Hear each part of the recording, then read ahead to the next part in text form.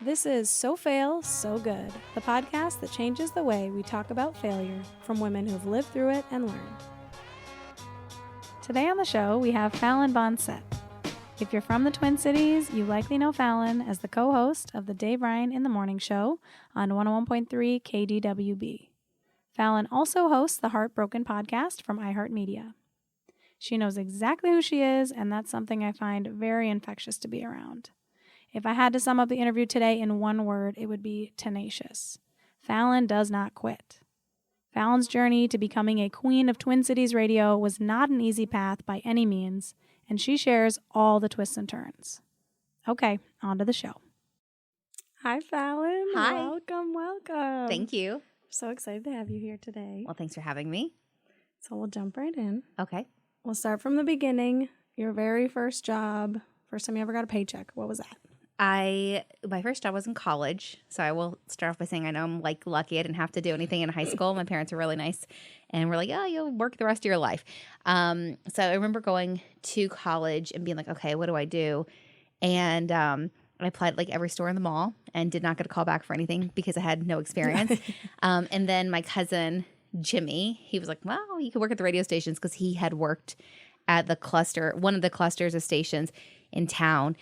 So he called, and this is where you get your very standard radio names. He called his buddy Sandman and Bobby G and was like, "Hey, can you get my cousin a job?" And they're like, "Yeah, have her swing by."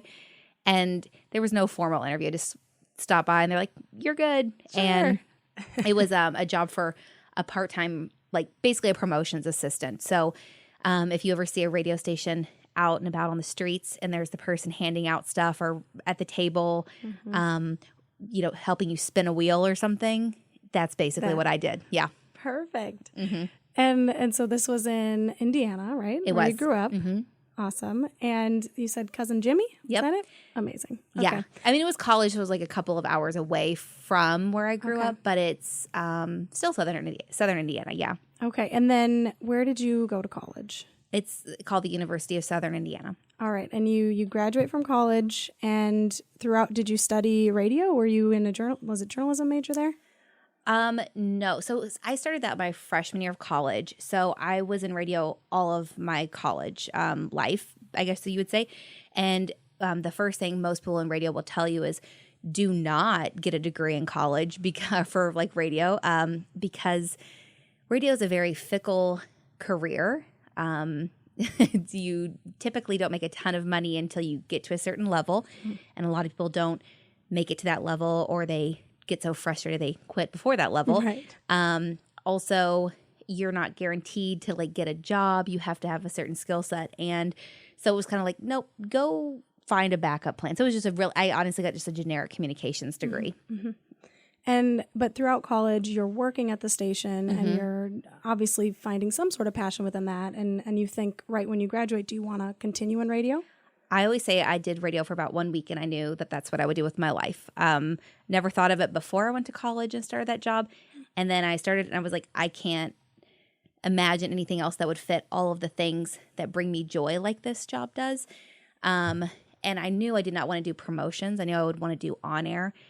So it was kind of okay, so how do I start building my way up to get to that point? And the prime role on a radio station is going to be the morning show. So it was kind of as I was in college, I went from being a part-time promotions person to, hey, can I run the board? And the board is the big thing in a studio with all the buttons that light up. And basically when someone was out at a live broadcast, so imagine the person's oh, I'm hanging out at this local car dealership. I'm the person back at the radio station making sure their microphone is turned on and they are coming across on the radio. So I started board opping, which led to me doing a weekend shift. So it was, on Saturdays or whatever. The station was 106.1 KISS FM. And then... and this was after you graduated? No, I'm in school. You're in school the whole time. You're working, doing some shifts. And then once you do graduate, do you continue there at KISS FM? I did, because while I was in college still, I remember doing weekends and kind of being okay, I need to do more. Mm-hmm. And I thought about going somewhere else to get more. And the station I was working with, they said, hey, you know what? Why don't we get rid of our syndicated night show? So syndicated night show is kind of like Ryan Seacrest here. Mm-hmm. So Ryan Seacrest is in LA. You syndicate his show here. Mm-hmm. So we had a person who was syndicated at night, and they like canned that show and gave it to me to make nights live. So I did nights for a year. So I was very busy. So I would go do a night show from like 6 until midnight and then get up in the morning and do my full-time class schedule during the day. So I wrote a lot of papers in the Kiss FM studio on the computer. So, yeah. And how long did you stay at Kiss FM? That's that first job. You're doing weekends. Then you've got this show at night. Mm-hmm. I think I was there, I want to say like 5.5 or so years. Okay. Yeah. And did you take that to full time at any point? No. And that was where a little bit of frustration started happening with me, because I graduated college, and in your mind, you have this idea of, okay, I've graduated college. I should have a full-time job now. I should have benefits, the things that people talk about. Right. And I remember being so annoyed and like talking like, hey, can I get I'm doing a night show. I'm doing the same shift everyone else is doing. Can we make this full-time? And I was making like $8 an hour. So that's where I go back to saying you have to have a lot of passion for what you're doing in radio, especially when you start, unless you're very fortunate, because I was making $8 an hour for many years. Wow. Yeah. And what was like a turning point for you that maybe you said, okay, I'm going to get out of here. I'm done with Kiss FM. Or you were like, okay, at least I'm going to apply for some sort of full-time role within there. Was there any sort of turning point or moment?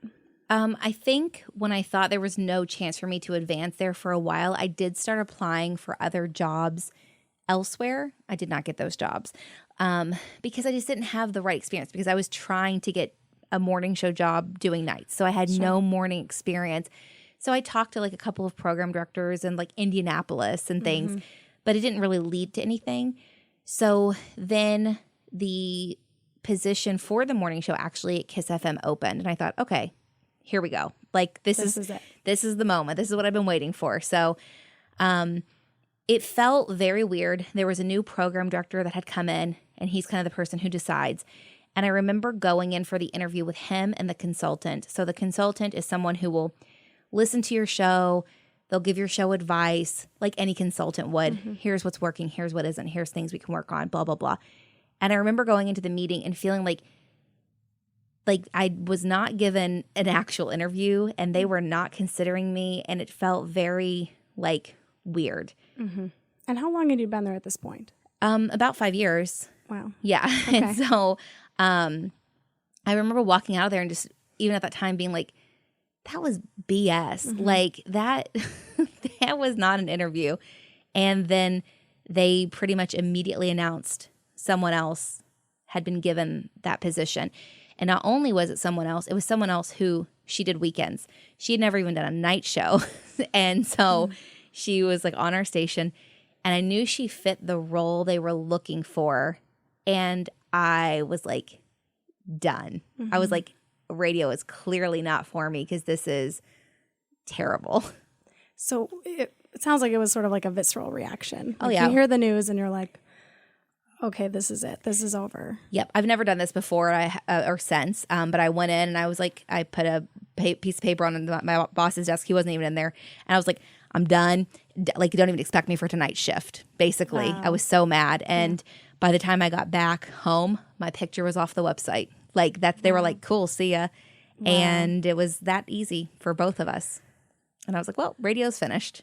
Wow. And radio is, from what I'm gathering, it's pretty harsh, and it's a lot to do with your own personality. So you can't help but when you get passed over for a job, take that sort of personally and feel like, well, I mean, yeah, my qualifications, you'd been there for 5 years, you know, why not be considered and instead take that sort of internal. Yeah. Do you remember like the days that followed that feeling of rejection and feeling like, okay, I just quit my job too, by the way, and I didn't get picked? Like, what did that feel like? That one was different. I will have another one that probably fits into that a little bit more. This one felt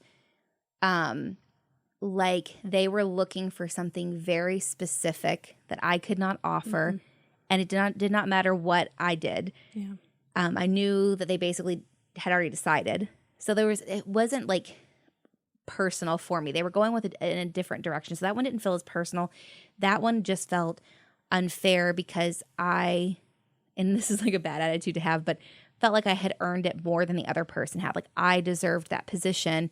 And so that one hurt because it made me feel like your dedication and your loyalty did not mean anything to them at all. Yeah.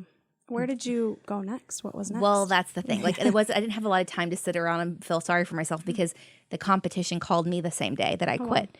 Like they had shown interest in me before. So I knew I was talented.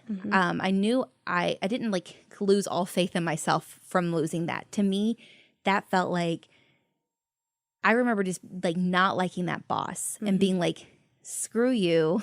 Like I will be just fine. Good luck to you. And I went over to the other company, which they actually were the Heritage station, which means they've been there forever. They're the number one station. They were our direct competitor. And their like morning show was always number one. That had to feel pretty good. It felt okay. I mean, it felt okay. I didn't like having to do that.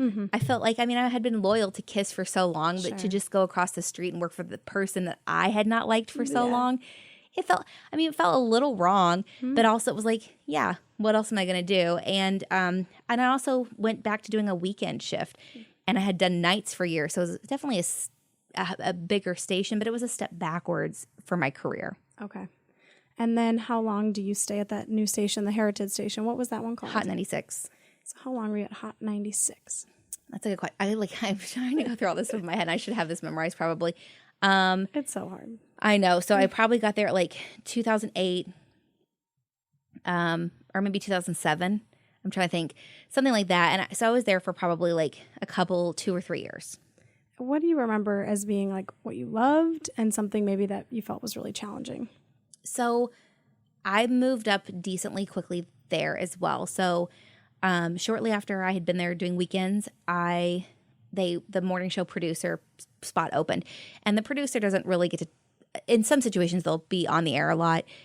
In this situation, it was a minimal on the air role. And so I was more of like answering phones and like helping produce the show, like get audio ready, which is not what I wanted to do, but I was on in the mornings, which was really big for me. And I got a little bit of that experience again with like the top rated morning show.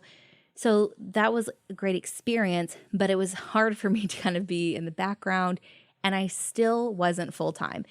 And that was like so frustrating to me because I'm like, I am never going to be full time. I'm never going to make actual money. And like, what if the same thing that happened at the last job happens again here? Like I work my butt off, I stay part-time forever, I show loyalty, and then I'm passed over again. And so that was like kind of like the fear. And I don't know, I built up the relationship and became very close with the morning show and truly felt like a member of it. But then I kind of got to the point where I'm like, I got to find a full-time job. Sure. So I actually thought about quitting radio again. I thought about quitting for, it was like a events coordinator position at a venue. There are certain jobs I should not have. Things with organization are not my job. Like organizing someone's wedding, I would have felt awful. I received the job offer. I would have ruined weddings. Like the timelines, everything would have been off because I just hate detail. I love big ideas. I hate the detail work. And my radio station was like, no, we don't want to lose you. So they offered me full-time in promotions, which is not what I wanted, okay, yeah. But it's still in radio, which I'm more passionate about radio than I am event coordinating. Sure. So I started doing that while still doing the morning show. So now you got full time. Yes. And it feels like, and how many years have you been in radio at this point? At that point, I'm in radio 6 or 7 years. All right. So you're feeling like, okay. Finally pays off. I have full time. Yeah. This is feeling good. Yeah. But you got promotions back in there, which was something you'd started with and didn't love, but at least you're now full time. Yep. And what happens with, you'd said you've got a little bit of time on the morning show. Yeah. Is there host potential in the future at this station? No, but I do feel like a third member of that show. So I do feel like a part of the show. But I start kind of getting burnt out because I'm doing the morning show and then but I have to work regular hours also. So I'm working minimum 12-hour days and I start kind of getting burnt out. And around that time, that morning show gets offered a job in Houston, which is huge because I was in a very small market. It was like Evansville, Indiana was like 161. So if you rank markets, think New York is number one. Okay. So 161 is a very small market. And they get offered a job in Houston, which is like market number 6. That's a huge leap for them. And they take the job. But the job is for a morning show of 2 people, not for 3. So they go and I stay. And I wasn't upset with them because, heck yeah, you take that opportunity. But I was sad because I'm like, oh, I wish I was like a part of that. Sure. And I got to go with them, But you have to look at it like, okay, maybe this is my opportunity now to have the morning show here. Sure. Okay, cool. And so I was very much a part of the search for the host. So of course it's going to be a guy host because it's radio and it has to be a man host for most things. I wasn't even looking to be a host, just to be like clear. Sure. I had no morning show hosting experience. I never thought I was going to become the host. So it was like they would bring in multiple guys, and it was very like they really valued my opinion on it. And so we picked our guy, and his name was Adam, and he was really great. So then it was like I did mornings with him. I sat in while they looked for a co-host and I understood that they have to do the search, right?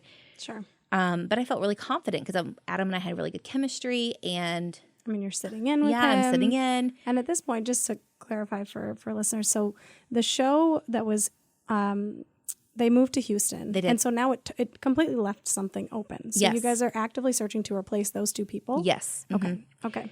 So they get Adam in place, and then I'm filling in, and they end up finding a girl named Shonda.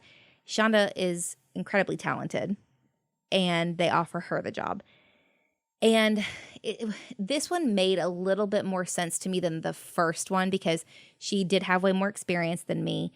She was very talented, but it still was like, seriously, it felt like they just wanted her because she was like somewhere else. Like the grass is greener. Like she must be better because she's not from this area. Sure. So let's bring someone in. She must be better. And I remember that just like, man, I am never no one here is ever going to see me as anything but this 20-something-year-old person.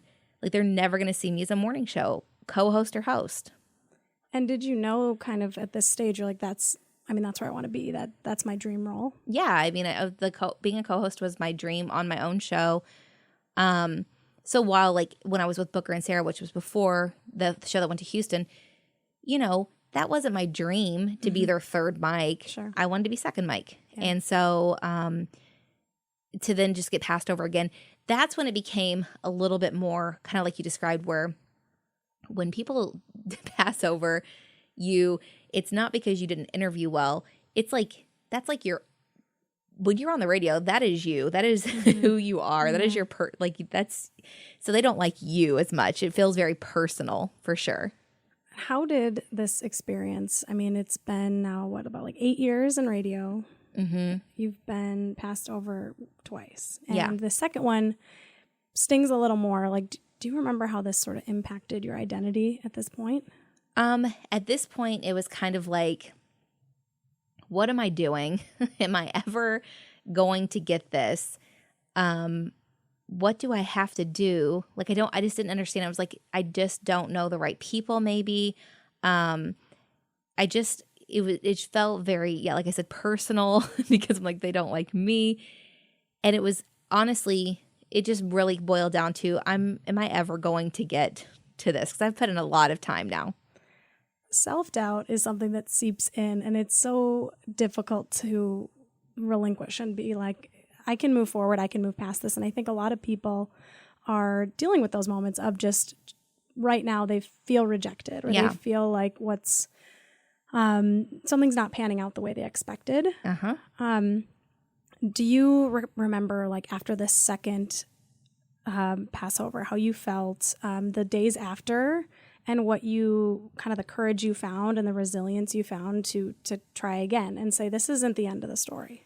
Yeah, I think this time it was, I'm not just quitting and bailing. Like, I did before. That one was just anger. This one made a little bit more sense. And this one was, okay, they just don't see me as that here. So I have to leave here.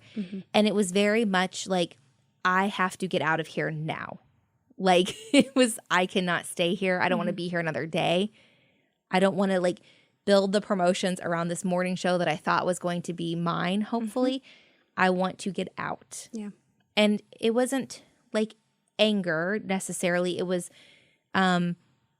this is your sign, Falen. Like you either are going to like get out of here or it's not going to happen for you probably. I think I even like applied for a job at like an AT&T call center because it was more money and I was like annoyed and I got the job and then yeah, I'm glad I didn't take that. That would have been the worst decision of my life, I think. What sort of other jobs were you applying for? I mean, I'm assuming in radio too. It's all radio. Yeah. That's all I applied for. I only applied for the AT&T one because I was like, should I just move back home and just be like, screw radio? And the rest were radio jobs. So then I just started applying for literally any radio market that was bigger than Evansville, Indiana, which was basically all of them. And it was like, I mean, it's somewhat specific. I wanted to do top 40 morning show. So that narrows it down a little bit. So I'm just sending my audio, which is what you send. You send here's my best of what I sound like. Right. And to everyone. Like anyone that would listen is like, here, please. So did you use this time, would you say, like, I guess it's a feeling of you're getting shot down, but you're going to use that energy to just move forward as kind of rapidly as possible. Like, yeah. And I think that's lit a fire under me for sure. Yeah, okay. Yeah. I think that was what I wanted to get at. Like what in Falen, like what inside of you is saying, no, I'm not, like, this isn't it. And I'm going to start going, and I'm going like at full speed ahead. Yeah. And that fire, do you feel like, where do you think that fire came from? I think it's everything in me has always been driven from wanting to be successful. And like, I did not grow up with a lot of money. I grew up, I would say the opposite. I grew up quite poor. And it was just like, that is not what I want for my life. I grew up watching my mom work jobs she did not like. And because she had to. And I did not have to do that because I didn't have a kid. I didn't have like someone I had to support. So it was like, no, this is the most important thing in my life is finding success but also like making sure it's a passion for me, something that I truly love. And I knew staying in like a promotions director position was never going to bring me happiness and also definitely not going to bring me money either. And that was part of how I gauged success, at least at the time. Yeah. Yeah. And so you start this journey of job applying. How long would you say that took where you're pretty much, you're done at the last job, but you didn't quit right away. You had to, you don't want to leave yet and just started kind of trying to get into one of the top 40 markets. Yeah. I mean, it's like, I want to say like 6 months or so. It could have been longer. I mean, I applied, I can't even remember how I applied so many places, but like at least 6 months for sure. I was applying and I had like, it's just really not a lot of people like show interest. And it was like very frustrating to have, you send your stuff and you don't hear anything. So I'm like, at least tell me what you don't like about me. Yeah. Is it because you already had someone in mind? Or is it because you're just like, ugh, she doesn't fit at all?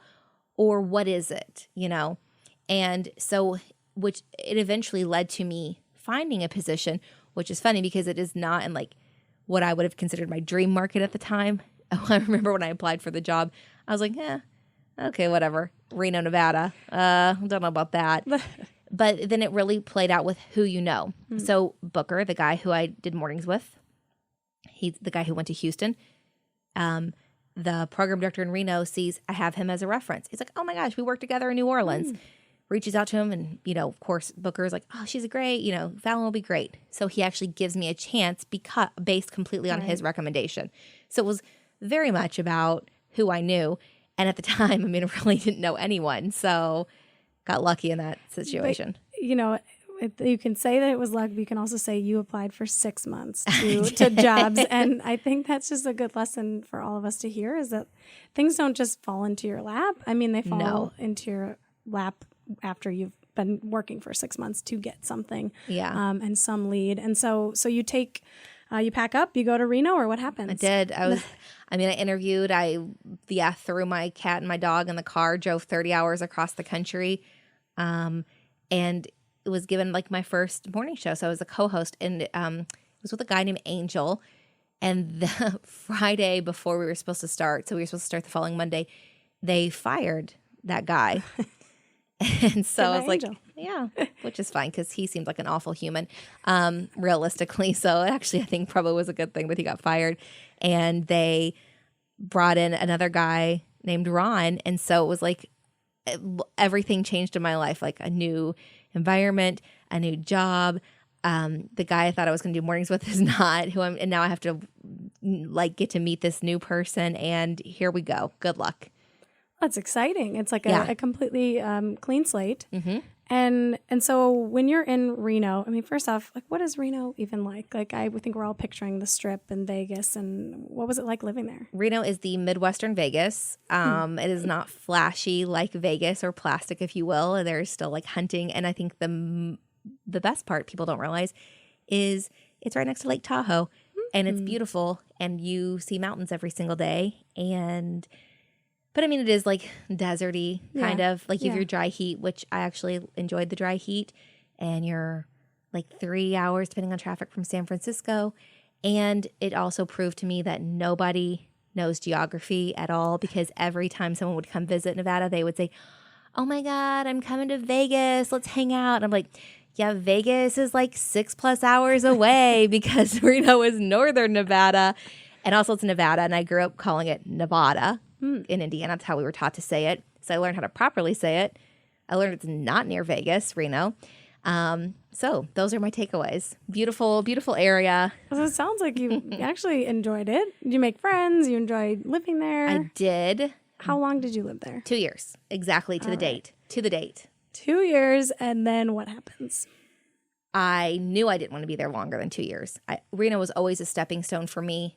And now I actually had a morning show job. So I actually had the experience, felt confident. I felt like I did a lot of stuff for that morning show.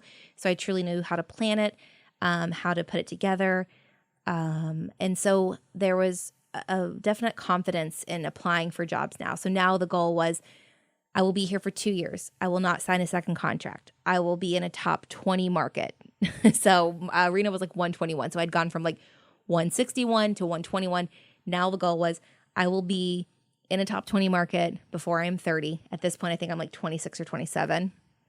And so back to the applying. To the drawing board, yeah. Which you're not really supposed to do when you're in contract. But I was like, yeah, whatever. I'm going to like have to risk it because most people, if they like you, they will keep you in contract so that you are never available to apply. Sure. So it just was me like, and then the search becomes a lot harder because now it's a really narrow field of, now you're only looking at 20 markets, top 40 morning show, not a ton of openings. Mm-hmm. And if there is an opening, now you're going against a ton of people. So just a much more narrow search. Sure. So you begin that search, and how do you land in Minnesota with the Dave Ryan Show? That's my like party story, I always say, because it's one of my favorite stories. So I did have interest from a couple of shows, which were really huge shows also at the same time. So when I sent, like, my first thing was, I don't want to send my stuff to the mass email that everyone else sends their email to, right? Because it's going to get lost with 400 other emails. So I got to figure out Dave's personal email address. So I found someone who used to intern for him that I knew, and she gave me his personal email address so that it wouldn't go like to the big mass. Sneaky. Which I found out later was really smart because he had a crappy computer, and when he would try to open that email, it would freeze and like shut down. So he didn't even get to listen to a lot of the audio. So number one, that was my first tip. And then so I sent him a thing. He was like, cool. Send me a 5-minute video and entertain me. Wow.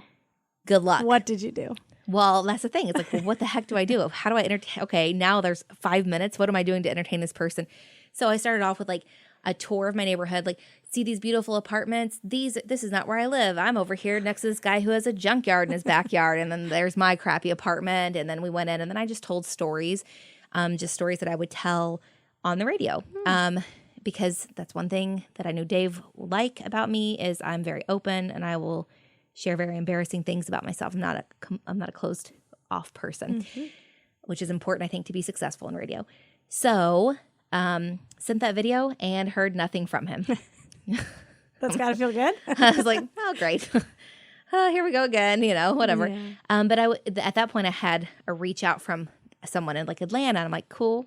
That was a show I knew too. Okay, cool. Went back and forth with that guy. And then that fell off. And I'm like, oh. So then I'm like, okay, I need this. How much time has passed since you've sent the 5-minute video to Dave? Maybe like a week or two. Okay. So you're starting to feel a little anxious, but you're not thinking all is lost. Well, I did, I think. I figured he would respond to me by then. So I was like, whatever. But I had like something else, brewing. So I was like, I'll be good. And I just remember then when I didn't hear back from that guy, I'm like, okay. So I remember I'm sitting at home at Christmas. My contract ends in February, and I'm laying on the couch at my sister's house, and I'm thinking, I got to do something. So I jump on email, and I email Dave, and I'm like, hey, look, I will pay to fly myself out if you'll just interview me. And he writes back, and he's like, well, I can't say no to that. Like, if you're willing to pay for yourself to come out. Because that's I know one thing about radio. They don't have a budget. Yeah. So they probably actually didn't even have money to fly me out anyway. So I was like, bold. Okay. So this is where my party story comes in, because I said, cool, do you work Martin Luther King Day? Yes, we work it every single year. Cool. I look, it's $500 to book a ticket. I am making no money in Reno. $500 is a lot of money for me. Yeah. So I put that on my credit card. Dave calls me like 2 days later. He's like, hey, by the way, I was wrong. Ha ha ha. We don't work, so can you come the day after? So instead of like freaking out and making a big deal, I booked a second $500 ticket because, and now I really don't have $1,000, let me tell you, at all. Wow. And they'd been looking for 3 months, and I flew in on like a Wednesday, or maybe I flew in Tuesday. I interviewed Wednesday. So interviewing is you do the morning show with them on the air. Oh, wow. Live on the air. Yep. Live on the air. And they were like, we really like you. Can you stay another day? And I was like, sure. So I stayed Thursday. They had a different girl coming in on Friday. And on Monday, they offered me the job. Oh, that's amazing. So it's like it was a very quick process. They had been looking for 3 months. They were sick of looking. Sure. You were bold. You flew there. I did. That was a risk that I'm glad I took. Yeah. That is awesome. And so you get the job. I do. And you've been at the morning show now how many years? 7 years. 7 years. I started there the exact day I had started in Reno 2 years prior. So like it's like kind of crazy, the exact date, February 8th. That is crazy. Yeah. That's the day before my birthday, by the way. Oh, happy early birthday for my contract anniversary. Okay, so where is Falen Bonsett now, and what are you dreaming big about? I am 8 months pregnant, and so I just hope that I have like a decent child who's healthy, moderately cute, Like it'd be nice if she was kind of cute, because I had a dream that she came out with like a full set of yellowing adult teeth, so that's terrifying. That's a scary dream. Yeah. She will not be breastfeeding if that's the case. And just, I think that's my whole life, my career has been my top priority. And I've always put everything else to the side. And so recently, probably in the past few years, I decided that it is still a top priority, but I have to start making things like my husband or my family the truest top priority now. And so that will be what my priority is raising hopefully a decent human. And there will be career things I do along the way but working for Katie is my top. I'm not looking for, I don't look for new jobs anymore. That's not my thing. I'm very happy where I am. I feel successful. I'm passionate about it still. I look forward to going to work every single day. I mean, there are certain days I'm sure, I'd like to sleep in. And I think with the job, it affords me the opportunity also to do like these kind of side passion projects that I do enjoy doing. So I can get that like other little creative outlet out, but still I have my main moneymaker passion every single day. Yes. Like your amazing podcast, the Heartbroken Podcast. Oh, thank you. Yeah. And so last question for you, Falen. Hindsight is everything. It's very powerful. Knowing what you know now, and I mean, especially all the things you just said, which is sort of what everyone wants in life, that they are excited to go to work, that they feel successful, they're happy where they're at, they're content, and they're just feeling appreciated and enjoying their career. So knowing all of that and where you are now, you know, what advice would you have given yourself as you were going through those challenging moments where you were questioning your, you know, having all that self-doubt and saying, is radio for me? I mean, why didn't they pick me? And why didn't I get that role? What would you have told yourself then? That's a really great question. And I think something I have learned as I have gotten older is there are a lot of things that you think you want, but you really don't want them. So I think that we're all very much in a world of comparison. And so for me, I would look at other women in radio who were maybe hosting a TV show also in addition to radio, or they were writing an article in a paper. And I remember thinking, oh, I should be doing that. Or I should be in this city, if I actually got like a TV show, I would not want to do that. It's just, that's not my passion. It was more of like, I thought that that's what I would want. Just like I thought I wanted the morning show in Indiana. I'm very thankful every single day I did not get that job, because I honestly think I would still be in Indiana making very little money. And I would never have gotten out and had the experiences I've experienced. So I think it's just, okay, this sucks right now, Falen, but like, this is happening because this is, and it's so cliche, but it's like, this is not it for you. Like there's something better and bigger for you. And this really isn't actually what you want. Like I've gone through so many phases. I look at like, oh, maybe I'll start doing a blog. No, I'm not a blogger. Like, I'm just not, like, I have to do a blog for the radio station, but like, I am not a blogger, like the people who make money doing it, and they're very talented and take great pictures. Again, let's go back to my lack of perfection. Like, I am like, do not take the time. I just am not an organized human like that. So, yeah, just remember that sometimes you think you want things that you really don't.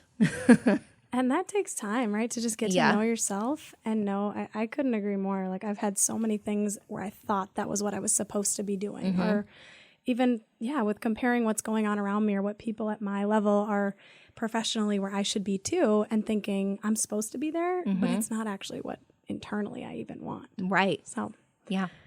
Thank you, Falen. Thanks it's been such a me. pleasure and so much fun to talk to you. Thanks for having me. I rambled a lot, so I apologize. No. And I get winded just talking now, so that's the whole thing. That's delightful. This was a blast. And then one more question for you, Falen. Okay. After this, I like to ask every guest how you feel right now. Yeah. Having shared this out in the world, what do you feel? I feel like, I think like sometimes you don't really take the time to go back and tell your like full story. So it feels good to see where I have like my process and how I got there. And I mean, there's the initial, like, I remember like getting the job here and stuff. And that first boss that didn't give me the job, passed over me, sent me an email, and he's like, well, looks like you made it. I made a bad decision. Ha, ha, ha. And I remember being like, yeah, you did. Yeah. Yeah. But now it's kind of like, it's not about that anymore. I've moved on much, beyond that. So I feel like it's good getting that out there. It's a good reminder that sometimes that you go through and you feel like, oh, I'm so lucky to be here. And then you go back and you're like, nah, I worked pretty hard to get here. I've been doing this for 17 years now, That's a long time. So that is a long time. That's amazing. I'm old. That's what I took away from this. I'm like getting old. Going through your whole like career trajectory it's a trip. And I remember when I had to try to think of just my Yogaloo story and get all the timeline right. Like I had to go back into all my old emails and it can feel, you forget a lot that doesn't feel that great too. Oh, like yeah. you kind of put that as stored away or tucked away in a little compartment that you don't really want to access a lot too. So to bring it all out and see it in like a linear phase is kind of a weird experience. It's kind of a trip. Yeah. So Cool. Well, thanks. yeah. So 2 big things I noticed during Falen's interview today. Number 1, her advice to herself at the end about not looking around to figure out what you're supposed to be doing, but instead looking inward to see what you actually want to do. I related to this so much. It's something that comes with age, I think, but it's a lesson I wish I understood sooner. So often when we're a bit lost, we start looking around and we compare ourselves to people in our industry, to our peers, to our friends, and we try to do a version of what they're doing, when we actually might want to do something so far outside of that. And it can really be a waste of time and energy doing something you think you're supposed to be doing. And a lot of times, we try to just busy ourselves with a million things, sometimes out of guilt, instead of slowing down and thinking, what do I actually really enjoy? What am I good at? What gets me going in the morning? Okay, and number 2 was her tenacity. Truly, if I could pick one word to describe Falen after this interview, it would be tenacious. So first, what is tenacity? Well, I love this quote I came across recently. Quote, tenacity is the ability to hold on when letting go appears most attractive, unquote. Falen knew she wanted to be a radio host, and she kept laser focused on that goal. She easily could have given up at many points in her path, and her confidence could have wavered. She got creative and basically didn't take no for an answer, and that is tenacity. So my resource for you today, I'm in the middle of reading it. I'm loving it. I haven't finished it yet, but it's a book by Angela Duckworth. It's called Grit, The Power of Passion and Perseverance. And it's never too late to get on the path to figuring out what your one thing is, or even simply discovering that your one thing is valuable. This book will help you start that process. Thank you so much for listening to So Fail, So Good. If you want to know more about the show or today's guest, visit sofailsogood.com. This is a Matriarch Digital Media production. Executive producer Twyla Dang. If you want to know more about Matriarch or other podcasts on the network, head to matriarchdm.com.